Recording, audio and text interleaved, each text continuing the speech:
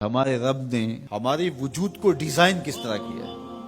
ہم جب کھانے لگتے ہیں تو سب سے پہلے ہم اس کھانے کو دیکھتے ہیں، اس کے اوپر کوئی نجاست تو نہیں لگی، کوئی غلاظت تو نہیں لگی، پہلے آنکھ اس کو چیک کرتی ہے، اس کے بعد پھر ہاتھ سے ہم لقمہ توڑتے ہیں یا اس چیز کو اٹھاتے ہیں تو ہمارا ہاتھ دیکھتا ہے کہ اس کے اوپر کوئی ایسی سختی تو نہیں ہے کہ جو ہمارے لیے تکلیف کا سبب ہو۔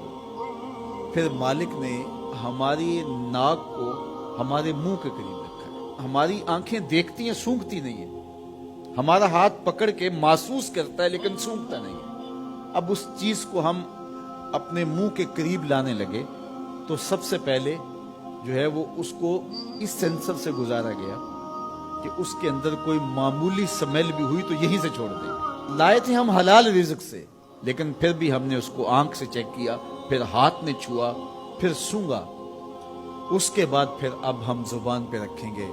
اب ہمارے رب نے زبان کو 3 حصوں میں تقسیم کیا ہے۔ زبان کی جو نوک ہے اس کے اوپر نمکیات کو چکھنے کے ذائقے رکھے۔ زبان کا درمیانہ حصہ جو ہے یہ مٹھاس کا احساس کرتا ہے، اور حلق کے قریب جو حصہ ہے یہ کڑواہٹ کا احساس کرتا ہے۔ تو اب اس کو زبان پر رکھ کے چکھا کہ یہ بد ذائقہ تو نہیں ہے۔ اب زبان نے بھی کہہ دیا کہ اس کا ذائقہ بھی ٹھیک ہے۔ اب دانتوں کی چکی میں پیسا کہ اس کے اندر کوئی ایسی چیز تو نہیں ہے کہ جو تمہارے معدے پیشاب ہو، پھر تمہارے حلق سے نیچے اترا۔ وہ رب نہیں چاہتا تمہارے حلق میں ایک لقمہ بھی ایسا جائے جس میں ذائقہ نہ ہو، جس کے اندر بدبو ہو، جس میں تعفن ہو، جس پر کوئی غلاظت ہو اور جو ناپسندیدہ ہو۔ تمہارا رب چاہتا ہے تم طیب لو، ستھرا لو، تاکہ تمہارا ظاہر بھی ستھرا ہے، تمہارے وجود کا حصہ بننے والی غذا جو ہے وہ بھی پاک اور ستھری۔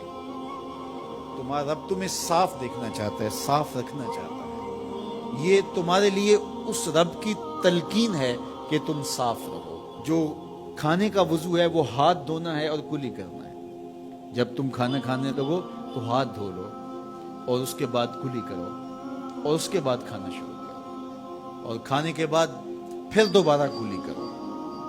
اور ہمیں بار بار مسواک کرنے کی تلقین کی ہے۔ مسواک منہ کو صاف کرتی ہے اور رب کو راضی رکھتی ہے۔ میں نے کہا کہ جب بچہ پیدا ہوتا ہے تو اس وقت اس کو غسل دیا جاتا ہے، اور جب جنازہ اٹھتا ہے تو اس سے قبل بھی اس کو غسل دیا جاتا ہے۔ غسل سے کہانی شروع ہو کے غسل پہ ختم ہوتی ہے۔ اور ادھر صفائی اور ستھرائی کی کہانی یہ ہے کہ جب تک بچہ اپنے دانت صاف کرنے کی اہلیت نہیں رکھتا اتنی دیر تک دانت ہی نہیں اگتے، اس لیے کہ اب یہ صاف نہیں کر پاتا، اور جب وہ صاف کر پائے گا تو پھر دانت اگنا شروع ہوں گے۔ اور پھر ان دانتوں کو ہر لحاظ سے صاف رکھے، ان کو ستھرا رکھے۔ میرے اور آپ کے آقا و مولا حضور ختم المرتبت صلی اللہ علیہ وآلہ وسلم کا جب آخری وقت آیا اور حضرت اسرائیل علیہ السلام قبض روح کے لیے اجازت طلب کر رہے تھے تو حضور نے فرمایا عائشہ مسواک دو، تو حضور کو مسواک دی گئی۔ نکاحت تھی، کمزوری تھی، اور مسواک سخت تھی، تو حضور نے ارشاد فرمایا عائشہ اس کو چبا کے دو۔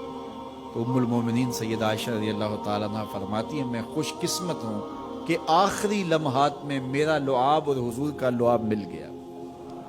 تو انہوں نے چبا کے نرم کر کے حضور کو مسواک دی، اور حضور نے اس آخری وقت میں جب انتہائی نکاحت اور کمزوری تھی مسواک کی کہ میں اپنے رب کے حضور حاضر ہو رہا۔ تو ہمارے دین نے ہمیں یہ تلقین کی ہے کہ تم اپنے آپ کو بھی صاف رکھو، اپنے وجود کو بھی صاف رکھو، اپنے بالوں کو بھی صاف رکھو، اپنے لباس کو بھی ستھرا رکھو، لیکن پھر اس پہ اکتفا نہیں ہے، جہاں تم رہتے ہو اس جگہ کو بھی تم صاف رکھو۔